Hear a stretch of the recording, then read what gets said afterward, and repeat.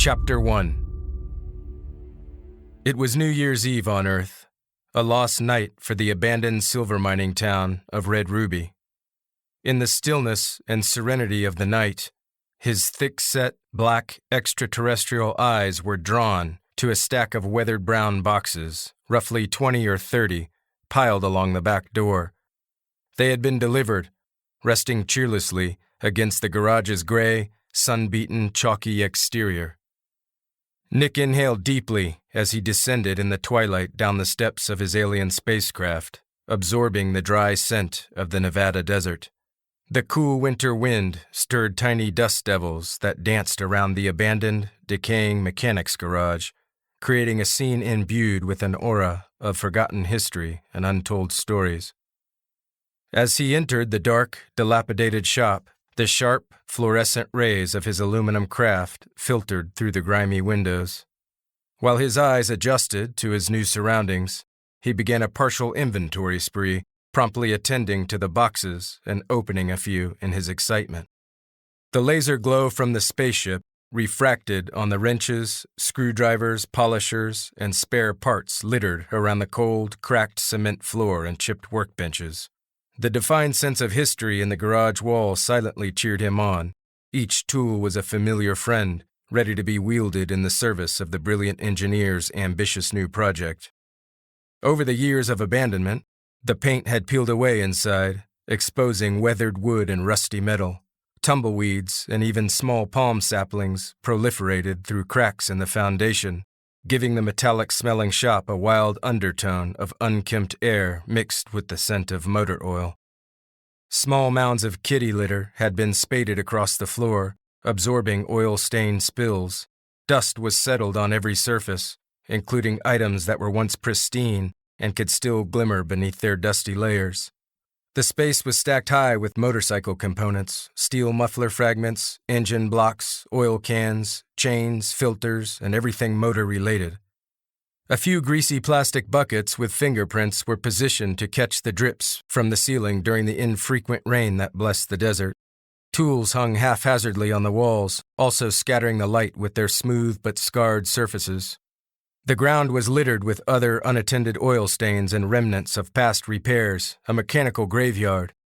Despite its deteriorating condition, the garage had a cozy feel and endless potential, waiting for a day of resurrection. Nick pulled a folded piece of paper from a secret pocket sewn into his custom, coffee-brown knitted scarf. He'd patiently waited for this moment to arrive. After eyeing the perfect location, his long, slender, amphibian-like green glowing fingers pinned the list to a thin tackboard on the wall, opposite the locked metal bay doors, the act ceremonious, as if he were cementing a pact with himself. It was a set of rules he'd transferred from his home planet V2, under the twin suns that bathed his world in perpetual twilight. Transporting the Porsche back to planet V2 felt like one of the easier tasks, though complying with the rule about never returning to Earth again after the galactic race weighed heavily on his mind. He liked Earth and had visited on past vacations when intergalactic leisure travel was permitted to populated planets by the Multiverse Alliance. Forfeiture of the classic car carried a risk to his mission, a forced donation to the World Cars and Coffee Club of planet V2. While the rules stared back at him, Nick's thoughts drifted to how he had scored cosmic marketplaces and holographic forums online, sifting through leads until he stumbled upon the proper Porsche, over 20 years old, another rule of the race. This quest was pivotal, merging his passions with a sense of purpose rooted deeply in Planet V2's culture of innovating propulsion systems. Nick set to work in the garage as he tried to sort through years of accumulated clutter. He envisioned a location that felt like home, where he could not only work but also unwind. Finding an old broom and dustpan, he began to clear away the dirt and debris from the main traffic areas and reveal the potential hidden beneath the piles of chaos. It was time to illuminate his new refuge as dusk finally set in, so Nick uncovered 2 electrical vehicle chargers from one of his packages. The thick rubber-coated cords weighed down with promise. He carefully began his initial project, splicing them together and rewiring them according to his carefully crafted plan. He intended to install a transfer switch at the breaker box outside the garage and retrofit the power cords, ensuring that he could harness power from his spacecraft and solarized blue tarp. As he stepped back, surveying his hand-drawn diagrams, the pinned rules, and the array of tools, a wave of nostalgia surged through him and kick-started his imagination, which often pulled him into other worlds. However, it was quickly disrupted by the faint grumble of approaching machinery. The faint noise grew louder as it advanced along the lengthy, unpaved private driveway, twisting through the small canyon, which ultimately connected to a narrow, elevated state highway. He'd meticulously scheduled his journey from Planet V2, aligning it perfectly with the forecasted delivery of his Porsche 911. The moment he'd eagerly awaited for was finally at hand. The stakes were higher than ever, with the race and contest drawing nearer as every second ticked in the galactic clock. To greet the massive 18-wheeler that carried his Porsche in the extended white trailer, Nick mutated into his human guise, a clean, orderly, middle-aged Caucasian man of 40 years. Given the dual suns of his home planet, clothing was often optional, so he speedily tore open a few more of his remaining packages and rummaged through the contents, successfully locating the jeans and shirts he'd purchased. But after dressing himself, he still stood barefoot on the cold, cracked concrete. As the delivery truck crunched over the gravel and rumbled to a stop, Nick's heart raced in time with the idling engine. 11:30 o'clock, the trailer door swayed downward, revealing the glossy silhouette of the black monster. The truck's ramp whined like a baby as the driver pressed many buttons, lowering it with grace. Once the motor turned over, the mean Carrera unleashed a beastly roar, awakening from a lengthy slumber with Zeus and the gods. It was more than a car. It was his ticket to a new life, the crucial restoration of his social standing. As the loud growl filled the sky, Nick stared in awe.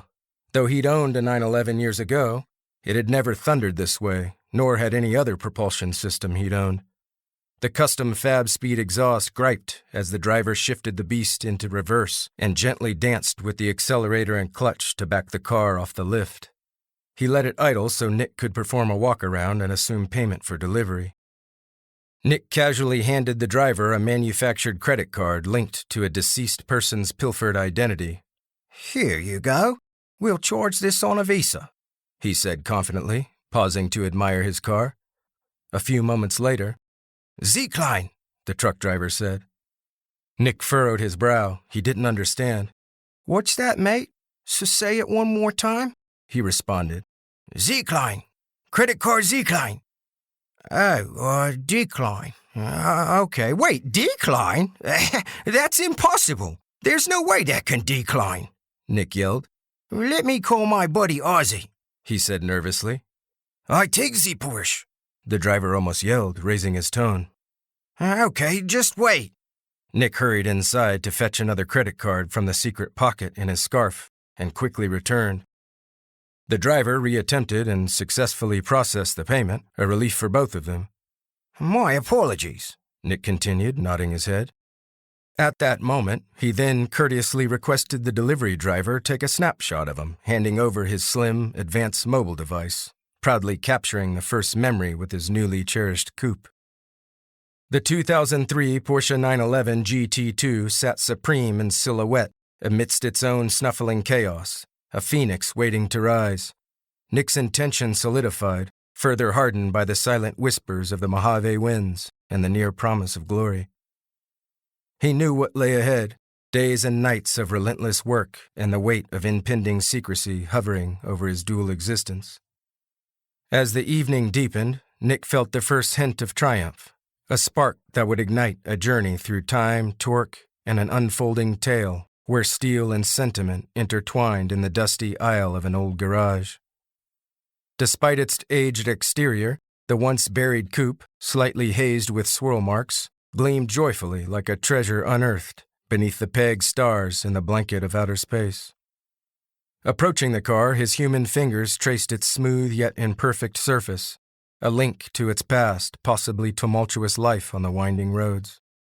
He unlatched the door of the wide body, inhaling the scent of the high-quality premium leather faintly tinged with age as he settled into the driver's seat.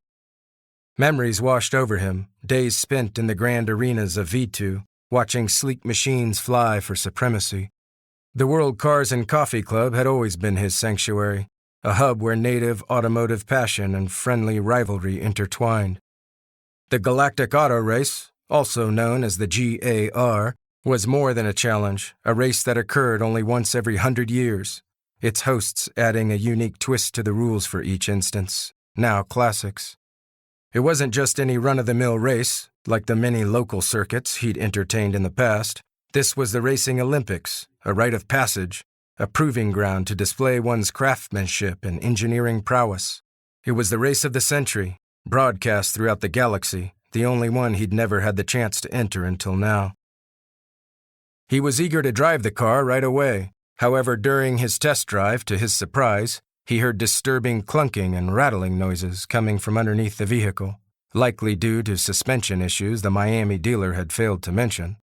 Despite the clean service records he'd reviewed and the pre-purchase inspection for which he'd paid an independent shop, a pin now pricked his bubble. He tried to assure himself it was nothing major, probably only some minor adjustments. He knew there would be obstacles, so held his spirits high and returned to secure the car in the garage for the night, the ample space with the potential to accommodate 10 Porsches. Taking several laps around the car, Nick carefully examined each section of the exterior, illuminated by his hanging garage string of lights. Still, the dimness somewhat hindered his visibility in identifying imperfections and areas needing repair. However, he noted, while his ideas and excitement for the restoration continued mounting. Despite the car's few battle scars, there was an undeniable charm, a potential waiting to be unveiled. The cluttered garage was stocked with tools, each a relic from the previous occupant's untold saga, yet promising a future of meticulously engineered excellence. Nick leaned against the cool metal of the legendary Porsche, his mind drifting back to his previous visits to Earth. In the silent, dusty expanse of the garage, memories surfaced with vivid clarity. He could almost taste the acrid scent of burning rubber and feel the vibrations of engines roaring past. His motivation rebounded as he recalled the pure, unadulterated thrill he'd experienced watching the races at Le Mans. Nick's mind flickered back to his first encounters with the Cars and Coffee Club on Planet V2, which now the regulars referred to as the WCA-CC-V2. Before he was elected president of the Auto Club, and before even joining the board, he'd always been captivated by the excitement of machines racing the contemporary tracks on weekends. He strongly agreed with the sense of fellowship among other enthusiasts and the contributions it brought to his community. Races, the camaraderie along pit lanes, the hum of engines, they were all soulful tunes of his existence. These memories fueled his determination, guiding him through his recent haze of fatigue and increasing loneliness. Back home, the WCA-CC-V2 said he was washed up, unable now to find victory in even the most straightforward of races. They referred to him as Old Dog. Nick was adamant in his quest to triumph in the race back home, eager to demonstrate he still had the magic touch, that he wasn't an old dog. Every aspect on Earth was crucial, yet the preservation of time topped all. The following day would mark his attempt to embrace the earthly New Year, now accompanied by his new icon. It would be a day dedicated to unwinding after a lengthy journey, organizing his space for a French press and hot plate, and assembling other essentials that would define his daily routine. After the full day of travel and delivery, he began to slow his pace, preparing for a night of restorative sleep. He ascended the roughly finished staircase to the loft, where the first 3 worn and splintered steps carried more charm and untold stories. On the quiet morning of the new year, Nick heard the rustling of a new vehicle. His ears distinguished the sounds of the vibrations and the engine as it made its way down the long, wavy private drive. It wasn't an 18-wheeler, but possibly a sizable vehicle. Nick pulled on his crisp blue jeans and narrowed his view through a small square window from the shadowed loft atop his garage. A brown delivery truck rolled to a stop, rock music pulsating as a driver stepped out. She hastily carried 3 stacked packages in her arms toward the back of the garage. She sported a brown uniform with matching company hat, her blonde ponytail sprouting from the back, bobbing with each stride. However, a large, blatant sign he'd newly erected immediately captured her attention, directing with an arrow and bold letters that read, "Please deliver to the front door." The warning was essential due to the fact that his spacecraft was now concealed in the rear driveway, obscured beneath the blue solar tarp. Nick swiftly descended his loft, his clothes sagging around his gummy frame, until he reached the front door of the garage and shifted into human form. Upon swinging the door open, the driver greeted him with an enthusiastic grin, a broad smile that brightened her face. Hey there, I've got some packages for you. Mr. Bates? She called out, her voice a lively melody that danced against the stillness of the garage. Nick felt a twitch of excitement, his heart performing an unfamiliar flutter at her arrival. Hi, who are you? Nick greeted, awkwardly half raising a hand. His human form still felt strange, like wearing a suit that never fully fit. Yet the driver's feminine presence made all the discomfort almost bearable. She must have been in her late 20s or early 30s, a few inches shorter than Nick, his human body 6 feet. She had proportionate facial features and body parts, precisely what a naturally discerning hound would consider prime mating material. However, Nick, being from a highly evolved race of beings, remained calm and friendly. Big Brown, she announced the company, her eyes bouncing from his bare feet and then back to his face. You've been ordering quite a few things, haven't you? Big Brown? Nick questioned softly, furrowing his brow. Yeah, she answered, confused about why he was confused. Like B.B.? She enunciated slowly, trying again with him while clearly not wanting to reveal her name to a stranger yet. Oh, B.B., Nick exclaimed. You can leave them here, B, he said, motioning toward a relatively clear spot inside near the Porsche. Thanks, he continued, keeping his voice steady. Just, a few parts. Bee's eyes gleamed like distant galaxies as she caught sight of Nick's car. Wow, is that a Porsche? She asked, her voice rich with admiration. Yes, it is, Nick replied. Indeed, he added, feeling a surge of pride. A classic. Took delivery last night. He made a small cheering forward motion with a strong arm and fist. But then his eyes flickered anxiously, scanning the surroundings for signs of intrusion, perpetually vigilant to safeguard his car and true identity. Then she approached the Porsche, her eyes scanning it with delicate reverence as she set the packages down. It's beautiful. I've always loved Porsche. There's just something about them, she mused. It's actually pronounced Porsche, Nick clarified, his perfectionism surfacing. And I'm getting a paint correction done on it. He tried to mitigate in advance any critical thoughts she might have about the icon. Whenever he spoke about cars, his apprehensions faded like fleets of paper sailboats quietly vanishing downstream. Oh, well, anyway, I haven't seen anyone here in a very long time. I've kept stacking up your packages. Did you just buy the place? Her enthusiasm was infectious, although the garage was crumbling. Yes, I bought the place. Nick followed her lead. I was just waiting for my car in order to move in. No use moving in without a car to work on. Nick played along, then forced a chuckle. Nice, well, congrats, she exclaimed. You sure have a lot of deliveries to open. She looked behind him at a pile. It's a beauty, even with the swirl marks. Nick reverted the conversation to the car, finishing with a smile, allowing warmth to seep through his guarded exterior. It's a Porsche 911, GT2 3.6-liter flat 6 M96.70, twin turbocharged. I've got my work cut out for me, though, he rattled off, standing with pride. Oh, wow, well, that sounds, cool. A hair of suspicion and confusion came through, but she finished her words authentically. It's the 5th generation 911, also known as version 996 by Porsche, actually. As they talked, Bee started grabbing additional packages from her vehicle. Nick found himself naturally wanting to help, and together they unloaded his supplies, each moment punctuated with increased openness and even a bit of laughter. He'd forgotten how joyful and uplifting Earthlings were, and the anxiety of a secret life as an E.T. receded slightly under her friendly gaze. He learned about Bee's life as a delivery driver, the music playing in her delivery truck, the peculiar characters she encountered along the way, her overtime pay for working on holidays, the desert sunset routes she enjoyed, her love for tennis, and her innate sense of adventure. She inquired about Nick's life, a fact that pleased him, even as he remained elusive and fixated on the car. Classics are like treasures from another era, Bee said, lifting a package with a careful stance. They remind me of simpler times when everything seemed more tactile and genuine. Don't you think? Her words resonated deeply. He understood those very sentiments.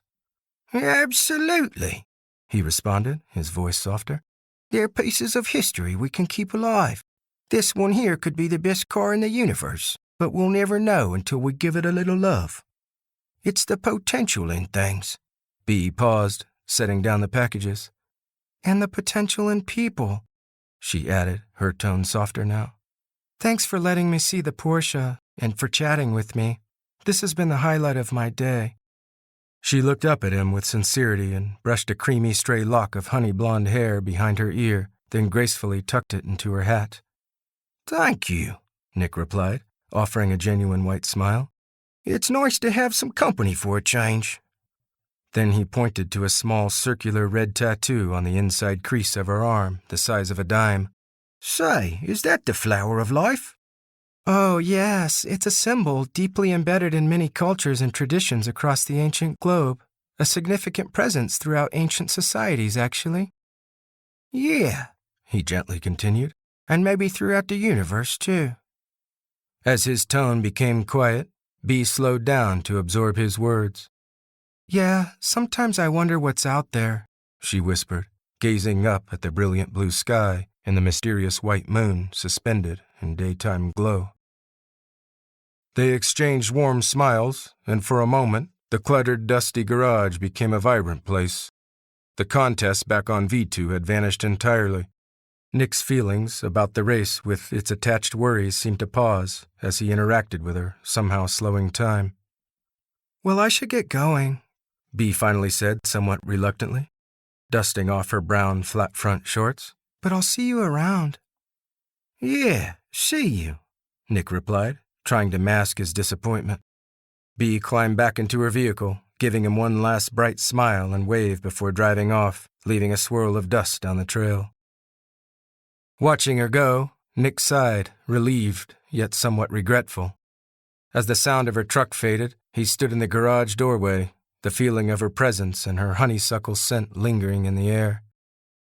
Despite his advanced engineering capabilities, his mission, and his alien origins, he found himself briefly connected to a human experience. For a moment, he began reminiscing about the many times he'd met various people through his interest in propulsion systems, but suddenly recalled how he'd missed his coffee and all of the early morning action. What are cars without coffee? He thought, humoring himself. He brewed a morning French press and began to ease back into focus. Nick carefully ran a yellow microfiber cloth over the Porsche's seat. The distinct aroma of aged leather mingled with the unique scent of the garage, while the sailing smell of coffee randomly wafted through the air at moments. His fingers traced the immaculate stitching from years ago, again pulling him into a rush of vivid memories. The gleaming cars, the roaring engines, the devout spectators, and the memories of Earth's moons past. He pondered how the world of automotive excellence had called him back with the seductive whispers of universal friends and fierce rivals. Images of the races at Le Mans returned to his mind. He could almost hear the symphony of the tuned engines. He remembered the cool air in the early hours, the array of clouds playing hide-and-seek with the sun, and the crystal energy of the crowd, 1,000 heartbeats echoing in the physical throbs of speedsters revving. He spent hours captivated by the Porsche, lost in thought in his human form while perched on a rolling office chair that had seen better days. The Porsche's allure held him in rapture as he envisioned possibilities, its legendary design, the 911, a distinctive and timeless aesthetic, a graceful evolution without the loss of its original essence. The elegantly curved lines and signature sloping roof formed the iconic silhouette, instantly identifiable. He rolled back in his chair and stared at its nose, which showcased the iconic golden Porsche crest elegantly framed by the notorious 996 teardrop headlights. Nick began organizing wrenches and ratchets on a long, scarred wooden workbench. The stale air in the dilapidated garage carried the faint scent of metal and oil, grounding him once more. When he later prepared for a quiet afternoon nap, the zing of a dirt bike filtered through the stillness, bringing his revving engine thoughts back to life. Nick peered through the scuffed broken windows beside the main door, catching sight of a young man streaking up the drive, a cloud of dust following him. The teenage rider, with russet brown hair and a backward baseball cap, halted in front of the garage with a camouflage backpack. His hoodie was appropriate for the cool weather, yet he wore shorts. He dismounted his bright orange bike, popping his vape pen into his mouth. Nick stepped back from the window as the boy approached through the open front door. Curiosity practically radiated from him as he took in sight of the garage and then immediately the gleaming black Porsche. Hey, the boy called, removing his cap and revealing a mop of messy hair. His flawless blue eyes darted around, taking in every detail while he puffed his vape pen. What are you doing here? His loaded backpack was bursting at a few seams, an extension of the emotions hidden behind his eyes. He had a large scab on the inside of his right ankle, undoubtedly a healing burn from the exhaust pipe of his bike. Nick's guard came up. I just moved in. I'm restoring a car, he said with a snooty tone, eyeing the vapor steam pluming through the air. No smoking in the garage, kid, he demanded. How old are you? He waved his human hand under his nose to waft the vapor away.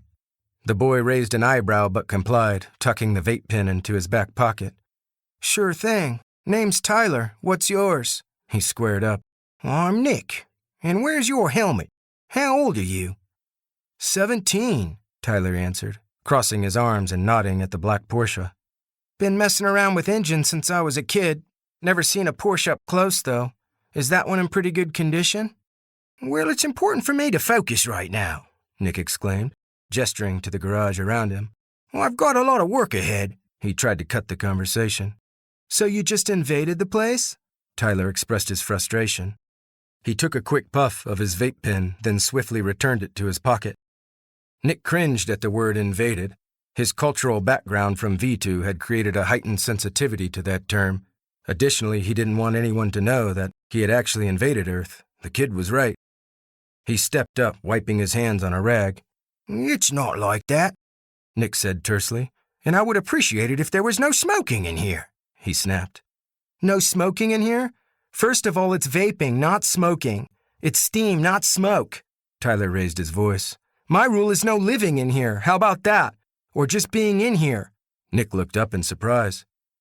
This place belonged to my father. He passed away.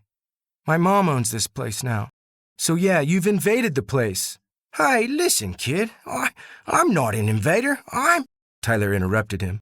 Invader, invader, invader. I'm calling the police. Stop it, Nick thundered.